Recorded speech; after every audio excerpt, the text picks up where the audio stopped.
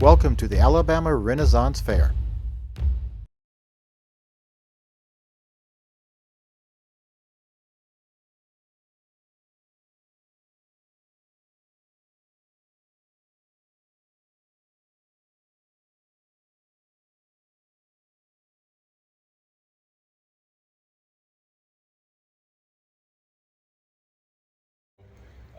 We always have what we used to call a pre-concert lecture. We don't call it that anymore because nobody wants to be lectured at. But so now we call it a pre-concert talk or prelude. We have that before each concert, and it's really wonderful and adds a lot to the concert. And I encourage you to come back or stay for the 2 o'clock presentation, which will be specifically about the music. So it's my pleasure today to introduce Dr. Carl Frankson. From looking out, I suspect every single one of you already knows him and knows who he is. So then I was going to reveal to you what he was going to speak on, but he beat me in that too. Yeah. So he's going to talk to us about Shakespeare's use of fairies, ghosts, and witches. Dr. Frankson. Thank you.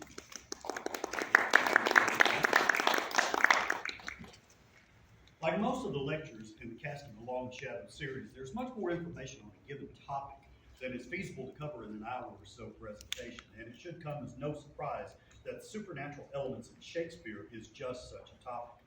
In the limited time available to us today, we should primarily concentrate our admittedly cursory discussion on three aspects of Shakespeare's supernatural: fairies, ghosts, and witches, in regretfully such detail as circumstances allow.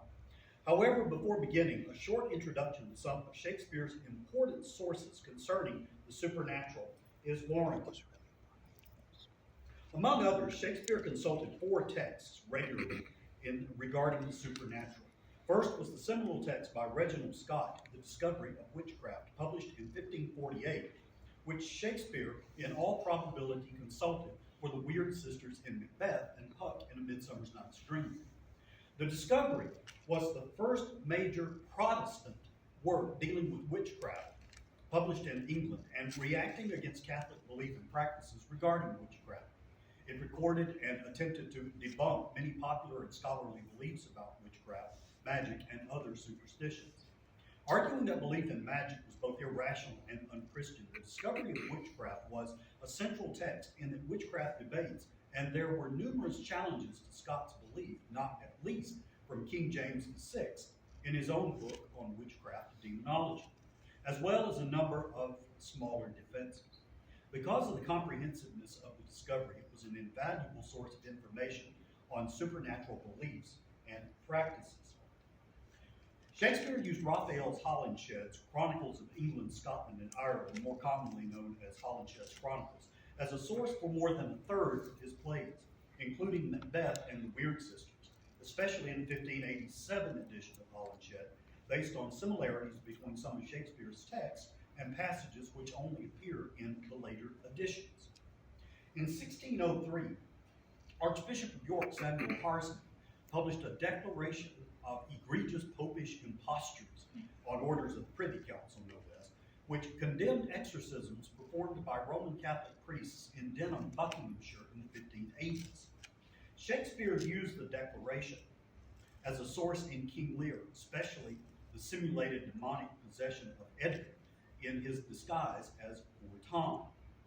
Like Scott, Harsnet was skeptical about the existence of demons, arguing that possessions and their subsequent exorcisms by both Catholic and non-conforming Protestant priests were fraudulent, and he linked Catholicism to pagan superstition. Lastly, King James I's Demonology, first published in 1597, asserts James' full belief in magic and witchcraft and aims to both prove the existence of such forces. Many elements of the witchcraft scenes in Macbeth conformed to James's ideas, and belief in witchcraft was expressed in the demonology, including the witches vanishing, invisible flight, their raising of storms, dancing and chanting, sexual acts, their gruesome potion ingredients, and the presence of animal familiars. The design of the Globe Theater itself is also accommodated in the incorporation of supernatural in plays. The stage divided into three levels, symbolizing the upper heaven, middle, earth, and lower, hell worlds allow good supernatural beings to descend from the top of the colonnade via the Deus Ex Machina, the god from the machine, a winch allowing raising and lowering of characters to the stage or suspension in mid-air. I don't know if you can see it here too. It's right about, right there we are. Right about there is the winch. So it was just above the colonnade here, and you can lower and raise good supernatural beings as you have need. Likewise, the bottom of the stage, which was surrounded by draping, allowed evil beings access to the stage via a trapdoor to represent entrance from the underworld. And right here at the bottom of the stage here, you can see them peeling back the drape here. This part of the stage in the globe was actually called Hell because it was from where you would get demons and that sort of thing coming up from the underworld. This truncated introduction, hopelessly incomplete as it is, will have to serve as the entrance to our discussion of Shakespeare's use of some of the elements of the supernatural. Shakespeare's most extensive treatment of fairies is in A Midsummer Night's Dream. Midsummer is primarily a Celtic fire festival representing the middle of summer, the summer solstice, and the shortening of the days on their gradual march to winter. Traditionally celebrated on either June 23rd Eve or June 24th day, although the longest day actually falls on June 21st, Midsummer is also known as Herb Evening because it was considered the most potent night and midnight most potent time for gathering magical herbs, since plants were granted a magic power that they possessed at no other time of the year. Associated with the day also is fairy rings, the dwelling places of fairies, elves, witches, and other magical beings, and that in some cases they may be dangerous to enter. Even though fairy rings were thought to be little realms where fairies danced and played, lore suggested that if a human interrupted the fun, the cost could be deadly serious. Because the rings are circular, Shakespeare refers to the fairies' dances done around and in them as rounds, roundels, and ringlets, and as a general term for any celebratory dancing, especially by fairies. The four named fairies in the play who are in service to Titania only appear in two scenes, Act 3, Scene 1, and Act 4, Scene 1. And frankly, they have no bearing on the plot. That being said, in Act 1 and Act 3, Scene 1, after being summoned by Titania, she commands the four to be courteous to this gentleman, i.e. the transformed into an ass bottom at the hands of Puck, and to take my love to bed and arise. Shakespeare demonstrates a knowledge of folk medicine in that the fairies' names are elements used in healing. For example, after introducing himself, Bottom says to Cobweb, "If I cut my finger, I shall make bold with you," illustrating the belief in and use of cobwebs to stop bleeding. Another member of the Pisan family, the peas blossom's juice, was considered as easing the pain of a lost or jilted love. Mustard seed was used as a plaster or poultice to ease a sore back or aching muscles. The raw mustard seed was ground or pounded and mixed to a paste with vinegar and water. Common moths were made into a plaster to treat old sores and to prepare a diuretic for kidney and bladder ailments, moths being the only animal among the group. Thankfully for the four, in Act 4, Scene 1, Titania dismisses them and they've seen the last of the oafish Bottom. As for Titania herself, she is the queen of the fairies and wife to Oberon, king of the fairies. The name Titania, meaning born of the Titans, is the name of the moon goddess in Ovid's Metamorphosis, Book 3, certainly one of Shakespeare's sources of the play. And Puck will invoke this goddess as Triple Hecate, though she is known by many names and appellations. In the heavens, she is Phoebe or Cynthia, symbolizing chastity. In Hades, Hecate or Proserpina, symbolizing fertility. And on earth, Diana or Lucina, symbolizing procreation. Keeping in mind that classical writers adapted and created material to suit them. King James I, in his demonology discussing fairies, mentions that fourth kind of spirits, which by the Gentiles was called Diana and her wandering court, and amongst us as called the fairy. Scott, in The Discovery of Witchcraft, mentions that certain wicked women believe and profess that in night times they ride abroad with Diana, the goddess of the pagans. However, things are not well between the fairies because of Oberon's desire for Titania's little Indian changeling boy, the son of an Indian king, to be his henchman, i.e. page of honor. In fairy lore, a changeling is typically described as being the offspring of a fairy, troll, elf, or other legendary creature that has been secretly left in the place of a human child. Sometimes, as Shakespeare illustrates, the term is also used to refer to the child who was taken. Titania summarily rejects Oberon's request and explains that his mother was a votress, i.e. priestess, of my order, who full often hath gossiped by my side. What's more, the votress died during childbirth, and for her sake, Titania says, I will not part with you. Famous last words. Nonetheless, Shakespeare illustrates that Titania is still in some sense a goddess, certainly in India, with an active religious cult worshiping her. In Act 2, Scene 2, Titania commands her fairies to come now and a roundel and a fairy song to sing me to sleep. While she is sleeping, Oberon squeezes the flower's love juice on her eyes, causing her to fall in love with the first thing she sees when she awakes, the ass-transformed bottom in Act 3, Scene 1. At the beginning of her next scene, Act 1, Scene 4, Titania cradles Bottom in her arms as they sleep. When Oberon enters with Puck and informs him that I did then ask of her her changeling child, which straight she gave me, and her fairy sent to bear him to my bower in fairyland. Now Oberon tells Puck, first I will release the fairy queen. He squeezes the flower juice onto Titania's eyes a second time, but she seems to have no recollection of the events leading up to her time with Bottom, which seems to indicate that she does not remember surrendering the Indian changeling boy to Oberon either. Oberon himself appears to confirm this when he says, and now I have the boy, I will undo this hateful imperfection of her eyes. When he tells Puck, I'll to my queen and beg her Indian boy, and then I will her charmed eye release. Curiously, as she and Oberon exit the scene, Titania never inquires about the boy. As for Oberon, his name and character developed from Oberon, the fairy king of Juan of Bordeaux, who incidentally was 3 feet tall, a late medieval romance which has German origins. Oberon deriving from the Teutonic dwarf Alberic of the Nibelungen cycle.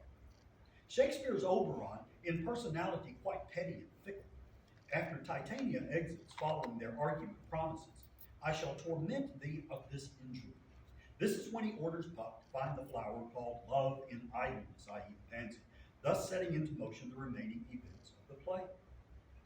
As king of the fairies, Oberon has certain powers.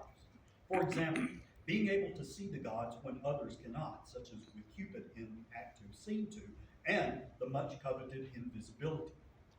In Act 4, Scene 1, Oberon makes a cryptic statement to Titania, possibly indicating another power.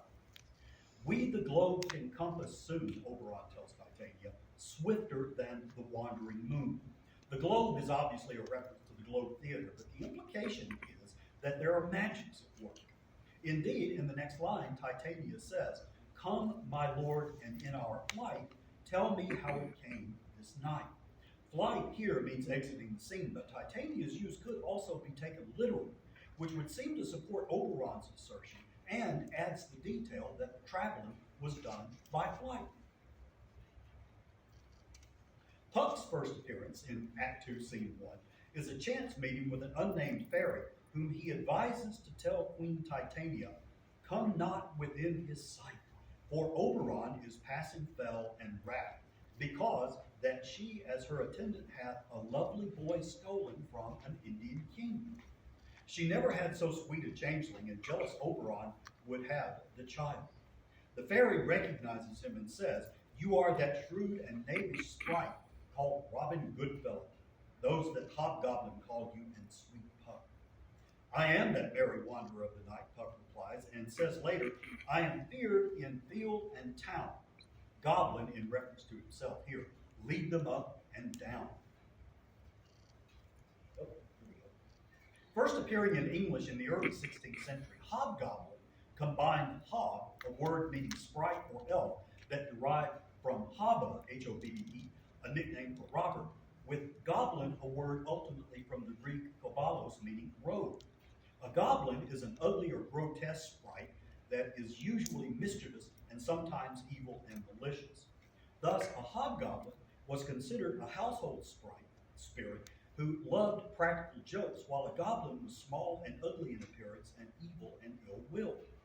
Shakespeare's name Puck comes from the Welsh puka, the Irish puka, Icelandic puki, and Old English puka, mostly with the original meaning of a demon, devil, or evil and malignant spirit. By Shakespeare's time, he was considered a fairy, goblin, devil, or imp, known by the name of Puck or Robin Goodfellow. Robin the Good Fellow, a moniker designed to propitiate any anger and render the spirit address both agreeable and kind, was one of the fairies known as hobgoblins, literally goblin of the heart, or just hobs, a short form for the name Robin or Robert, with Robin itself being a medieval nickname for the devil.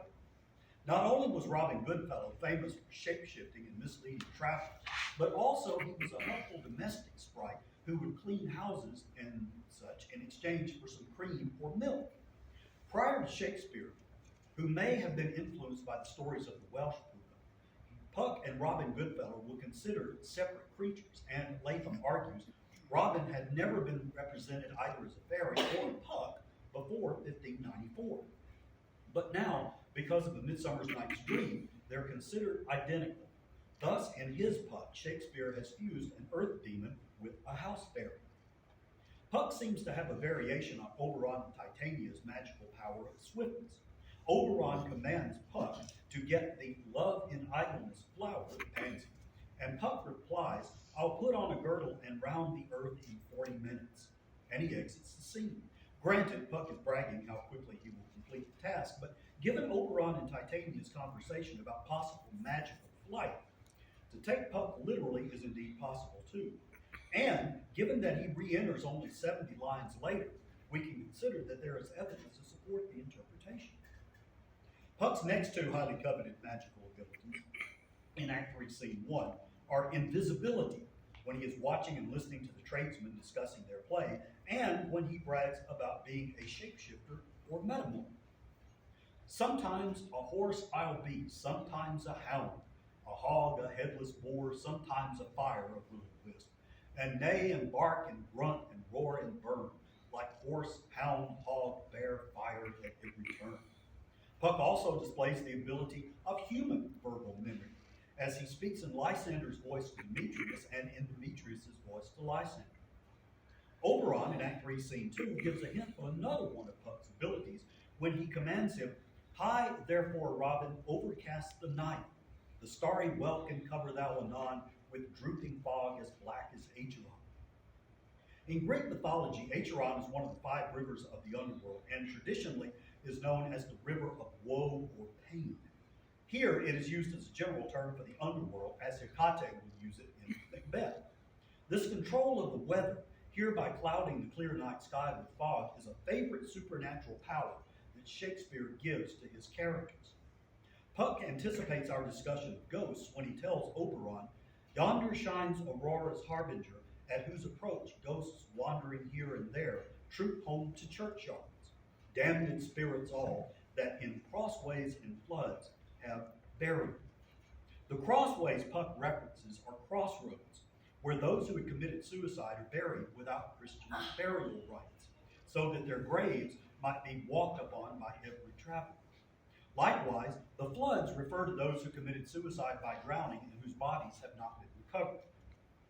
Puck distinguishes between 1, those spirits who wander from their properly consecrated churchyard graves, and 2, those spirits who have no proper resting place.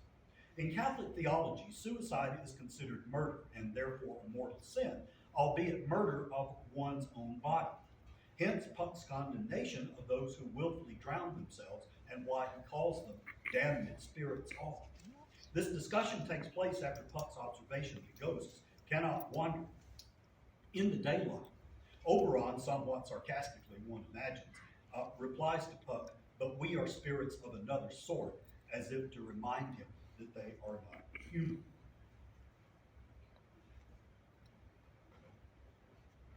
As for ghosts, Macbeth seeks out the weird sisters, and rather impertinently demands of them, I conjure you by that which you profess, howe'er you come to know it, answer me.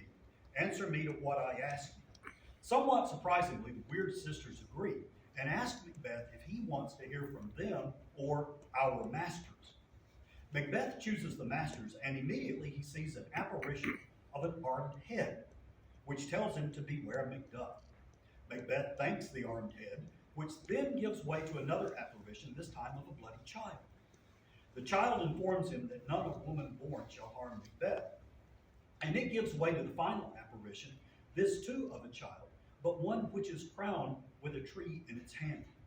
After being warned by the weird sisters to listen but do not speak to it, the apparition tells Macbeth that he shall never vanquished be until great Birnam wood to high Dunsinane hill shall come against him, before vanishing. This prophecy so enrages Macbeth that he demands to know from the weird sisters, shall Banquo's issue ever reign in the kingdom? In response, the weird sisters present a show of 8 kings, the 8th with a glass in his hand, and Banquo last. Enraged all the more, Macbeth fumes, horrible sight. Now I see 'tis true, for the blood-boltered Banquo smiles upon me, and points at them for his, whereupon all of the apparitions vanish.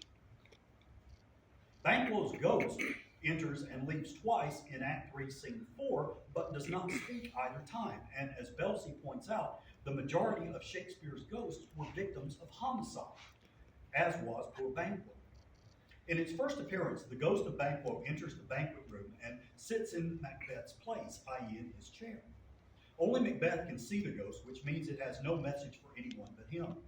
Seeing the ghost in his chair, Macbeth believes that all the seats at the banquet table were taken, and when Lady Macbeth thinks he's seeing things again, for example, the famous dagger, he screams at him, Pray thee, see there. Behold, look, lo, how say you?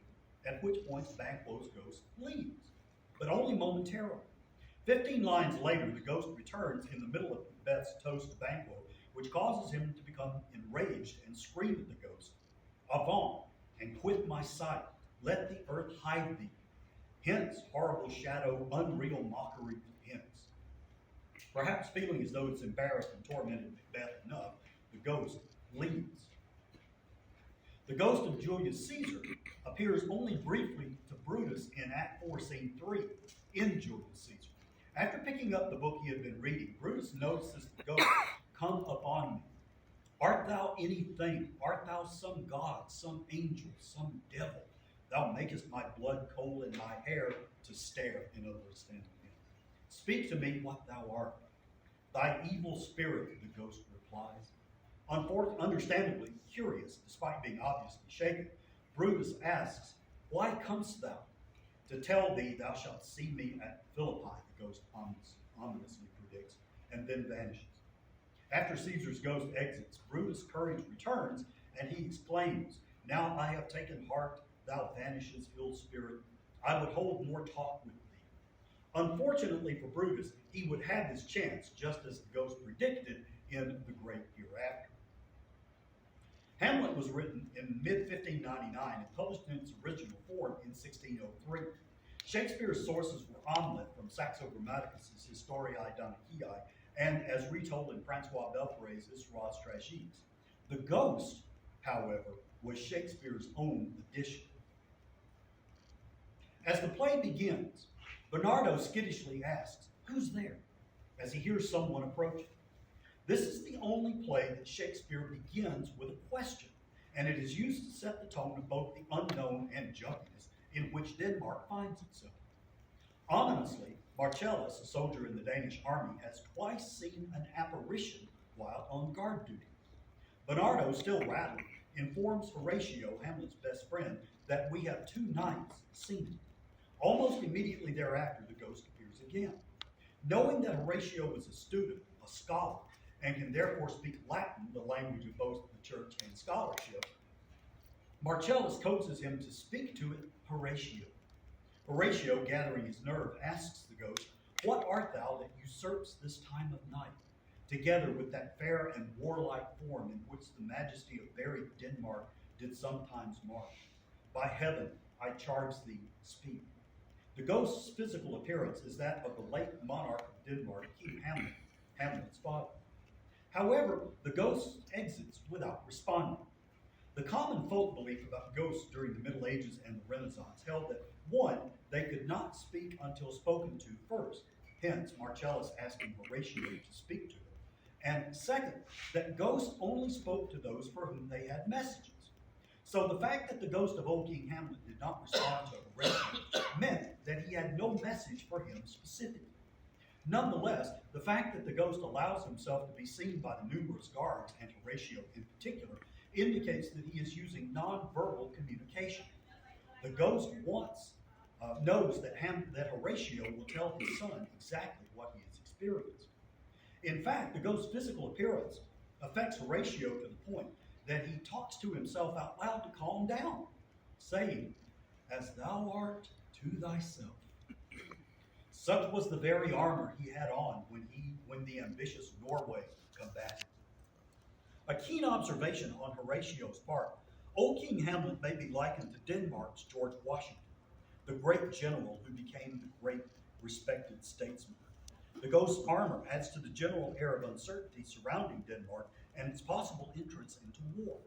Indeed, the perceptive Horatio observes, this bodes some strange eruption to our state, a sentiment which Marcellus echoes as he rhetorically asks, and why such daily cast of brazen cannon and foreign mart for the implements of war? The origins of the possible war date back several years when old King Fortinbras of Norway invaded Denmark and was summarily killed by old King Hamlet.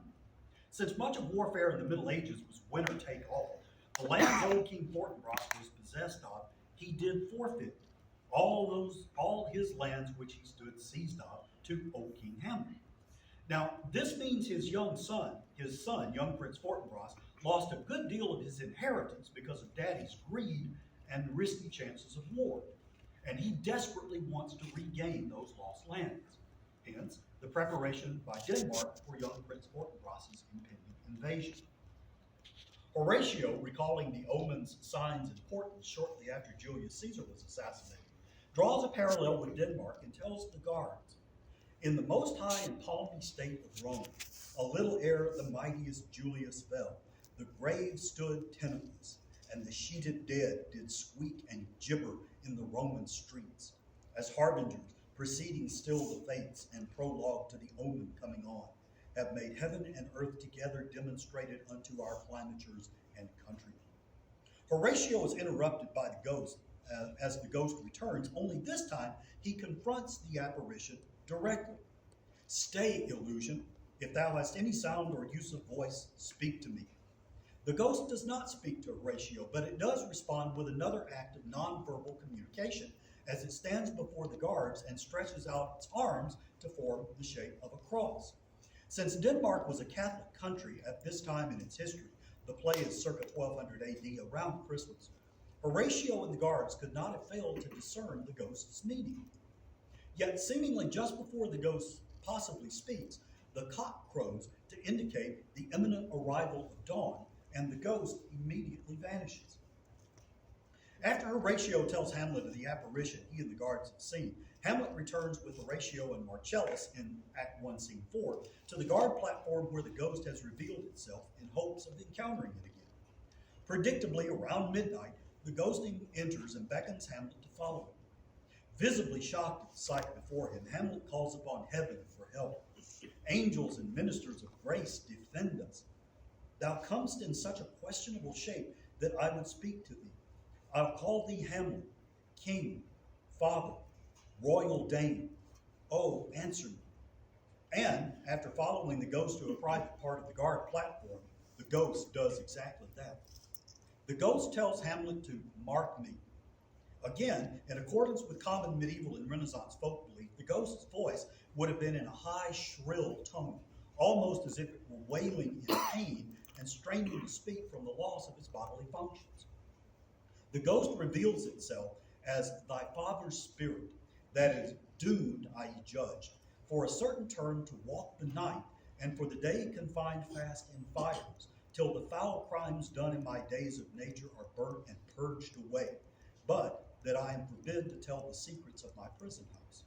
Hamlet, being raised in Catholic Denmark, would recognize immediately that the spirit of his father is in purgatory. In Catholic theology, purgatory is both that place and state of being where those souls after death go to expiate the penalties of venial sins before entering heaven.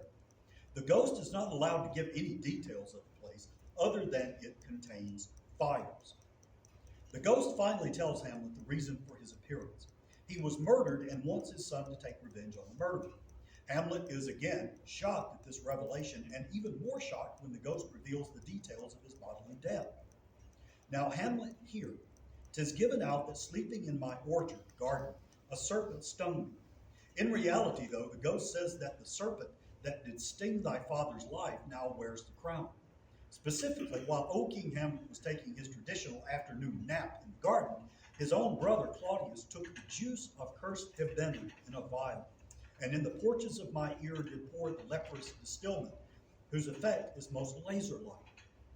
Hebenen, also known as henbane, is a poisonous herb which, in this mixture, not only killed, but also caused symptoms akin to leprosy. Unfortunately, Hamlet gets no chance to question his father's spirit because daylight has almost arrived, to signify again that the ghost is truly from purgatory and therefore no threat to him.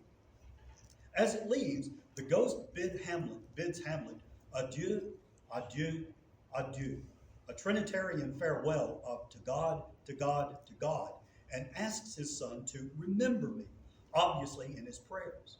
The Old Testament classis locus for purgatory is 2 Maccabees 12:46, which reminds the living that it is therefore a holy and wholesome thought to pray for the dead, that they may be loosed from sins.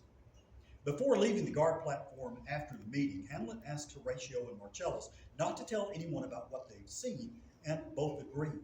Yet Hamlet asks the two specifically to swear on his sword, a symbolic cross and the sign of the authority of the state. In other words, the authority of heaven and earth. Though it does not reappear, the ghost's voice is heard by all three as he commands Horatio and Marcellus to swear 3 times in, another Trinitarian motif. The ghost's final appearance comes in Act 3, Scene 4, where it intervenes in a conversation between Hamlet and his mother, Queen Gertrude.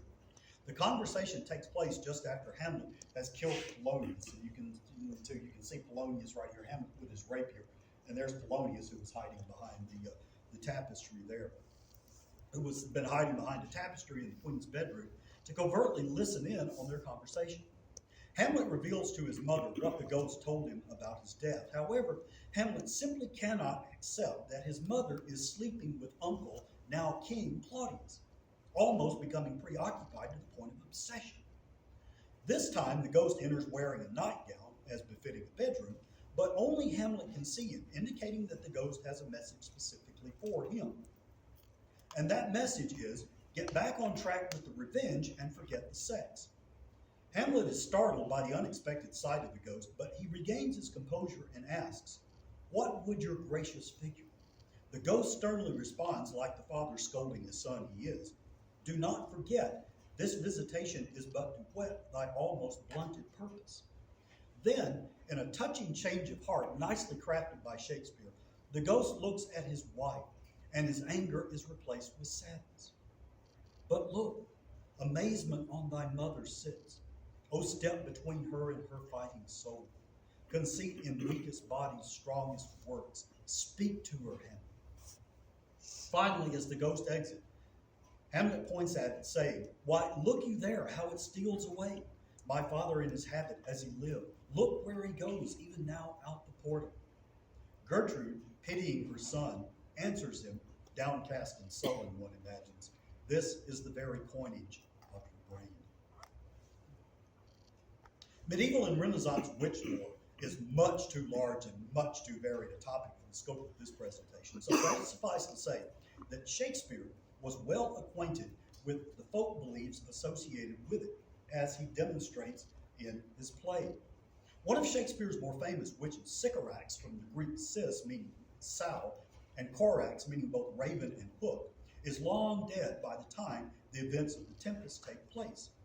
Because of this, we only garner information about her from other characters.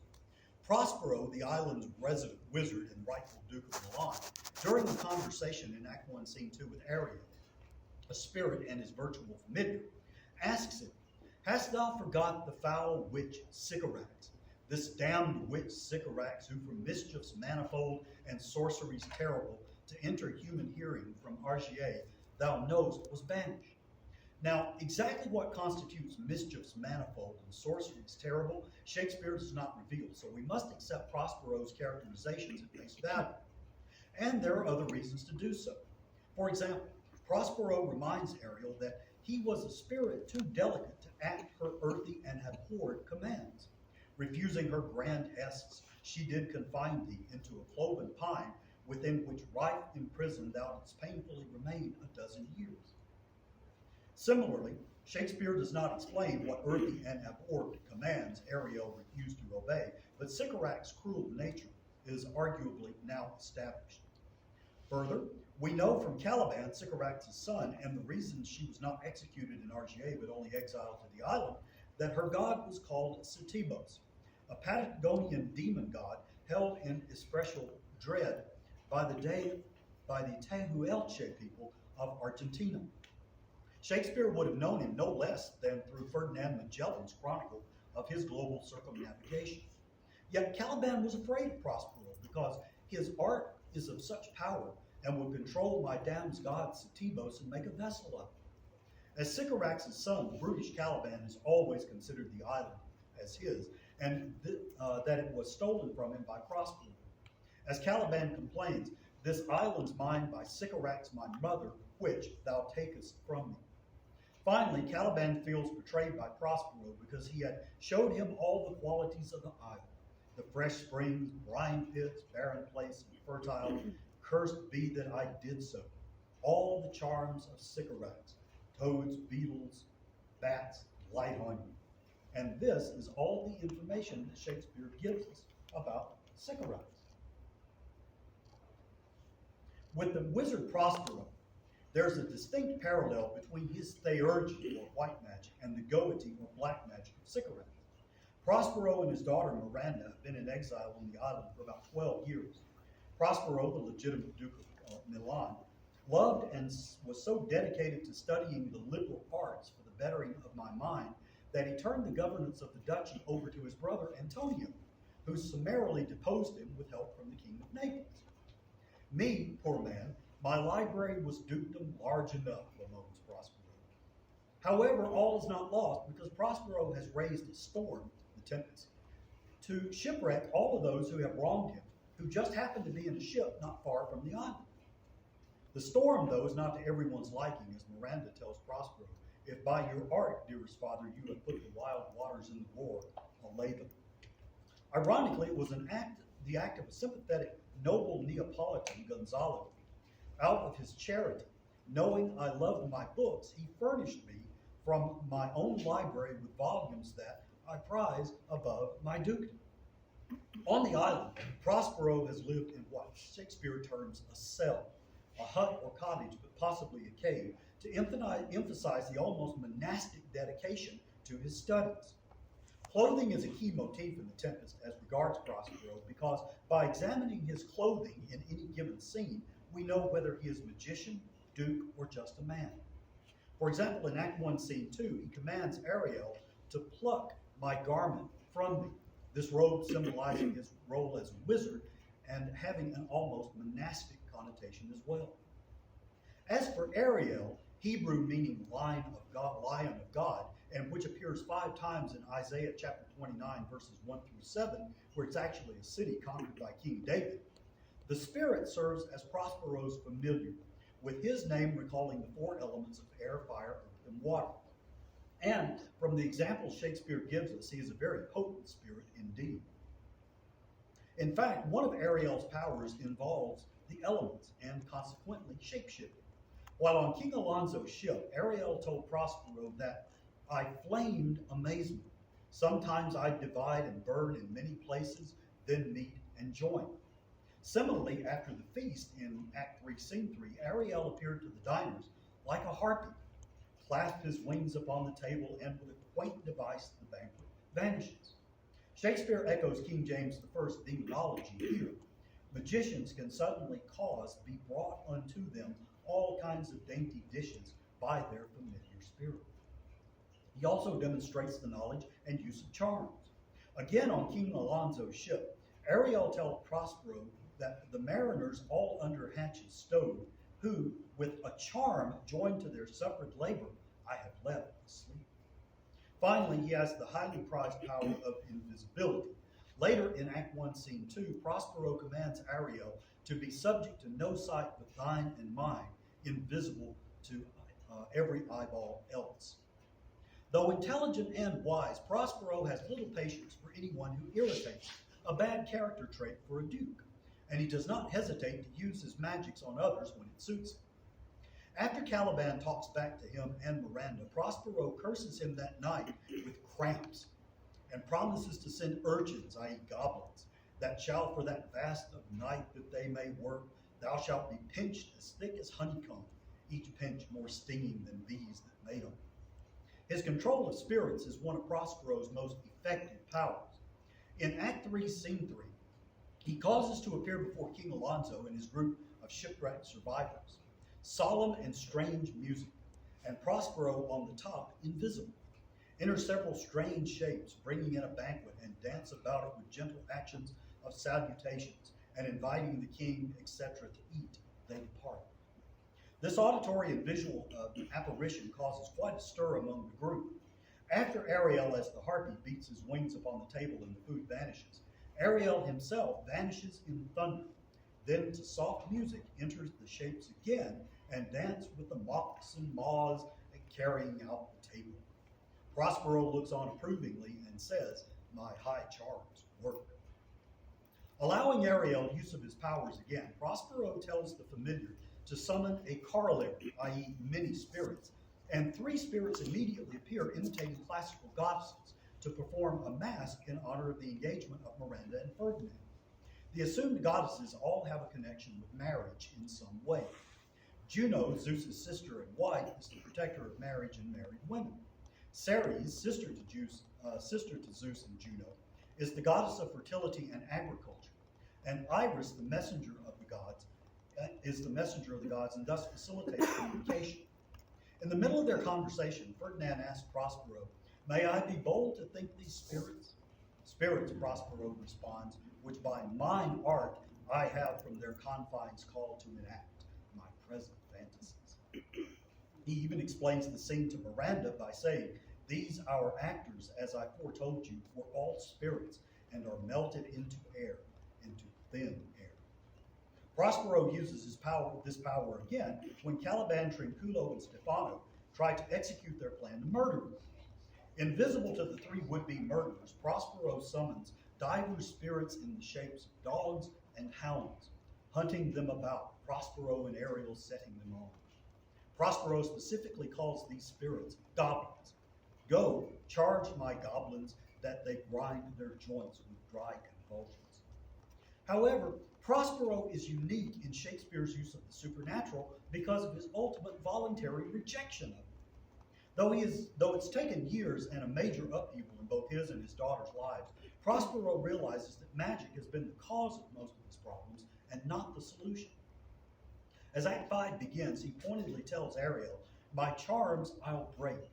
In his next soliloquy, only a few lines later, he resolves, "This rough magic I here abjure.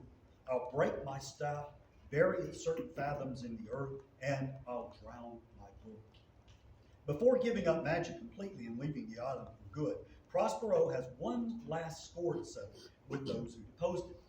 He calls upon "ye elves of hills, brooks, standing lakes, and groves, by the moonshine, who do the green sour ringlets make." These sour ringlets the elves are to make are, as we have seen, fairy rings, little circles of rank grass supposed to be formed by the dancing of fairies. Here, Prospero endows them magically so that when the shipwrecked passengers step into them, they there stand charmed. Interestingly, before Prospero releases the charmed survivors from the fairy rings, he orders Ariel to fetch me the hat and rapier in my cell. "I will discase, i.e. take off this magic robe, and present myself as I was sometime Milan, which the spirit dutifully does. As the play ends, Prospero in the epilogue confirms that now my charms are all o'erthrown, and what strength I have's mine own, which is most faint. Now I want, lack, spirits to enforce, art to enchant. Let's hope he remembers the lesson he's learned from bitter experience as he returns to Milan and becomes the ruling duke again. Hecate's appearance in Macbeth in Act 3, Scene, Act 3, Scene 5 and Act 4, Scene 1 pose a number of textual and editorial questions about the play. Hecate herself, associated with the ghost world and attendant upon Persephone, queen of the underworld, and believed to be involved with the souls of the dead, was thought to send ghosts and demons into the world at night. Consequently, she was associated with sorcery and black magic. But that Shakespeare was familiar with the character of Hecate is not in question. Macbeth is usually dated to the second half of 1606, and there is some evidence that it was first performed on 7th August 1606, with King James personally in attendance to honor the state visit of King Christian of Denmark. The version of the play printed in the first folio in 1623 contains additions from Thomas Middleton's play, The Witch, written between 1609 and 1615. The songs specified in the stage directions in Act 3, Scene 5, line 33, and Act 4, Scene 1, lines 43, are Middleton's, and there is widespread scholarly agreement that Act 3, Scene 5, and Act 4, Scene 1, lines 39 to 43, and 125 and 132 are Middleton's as well.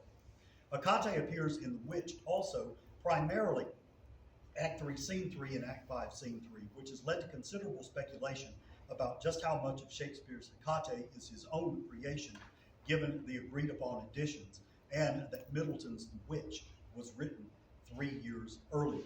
Okay, so I'm getting the time signal here. So what we have here, this is a marble statuette of triple-bodied Hecate and the three Graces. This is 1st and 2nd century AD from the Museum of Modern Art in New York. This is a picture of the Weird Sisters from a BBC TV production, and actually I believe it was the early 1950s. These are the Norns by Johannes Geertz. The Weird Sisters actually are the Scandinavian Norns, right? Urd being the past, or Thandi being the present, and Skuld being the future. Okay, so they're based on the Norse Norns, which are in fact based on the Roman Parcae, the Fates, which are themselves based on the Greek Marae as the Fates. Okay, and let me skip over to the last paragraph here. We still have about 8 pages to go, but anyway. As this short, now shorter, survey of some of Shakespeare's uses of the supernatural comes to a close, with many questions left unanswered, others unasked, and others unexamined, Kenneth Muir sums up well Shakespeare's relation to the supernatural. Shakespeare quite properly hides behind his dramatis personae. We do not know what he himself thought of ghosts, fairies, and witches. All we do know is that he made dramatic use of them, as he did of dragon and phoenix, anthropomorphi and centaurs, Caliban and Ariel, and many other things for which he asked us to suspend our disbelief. And that willing suspension of disbelief is the fun of the literary supernatural. So, thank you.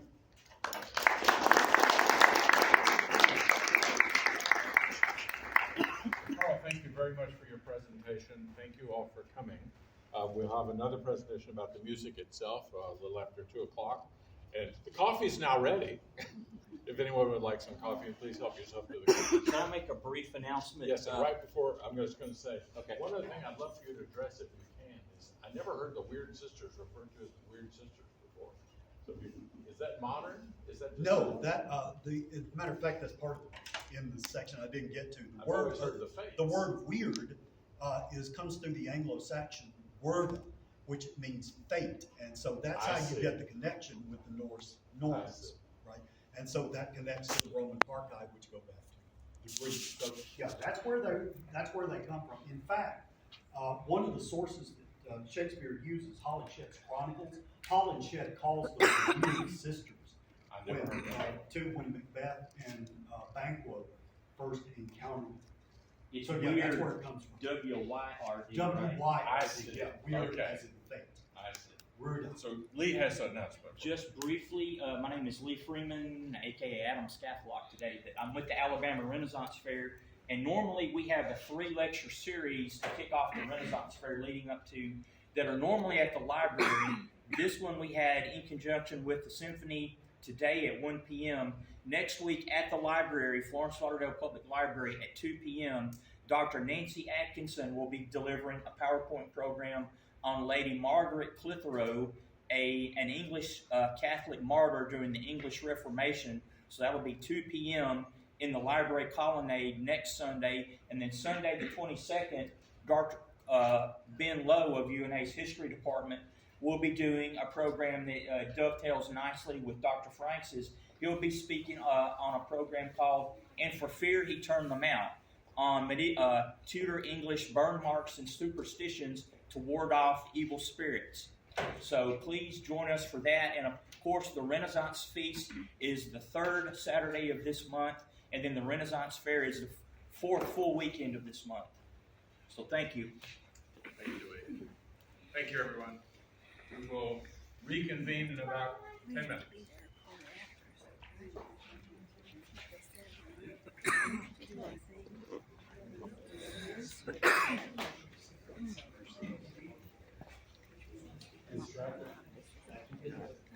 I'm gonna try to find a chance to plug in and charge it.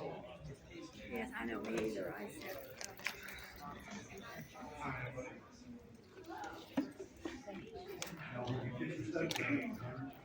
You know.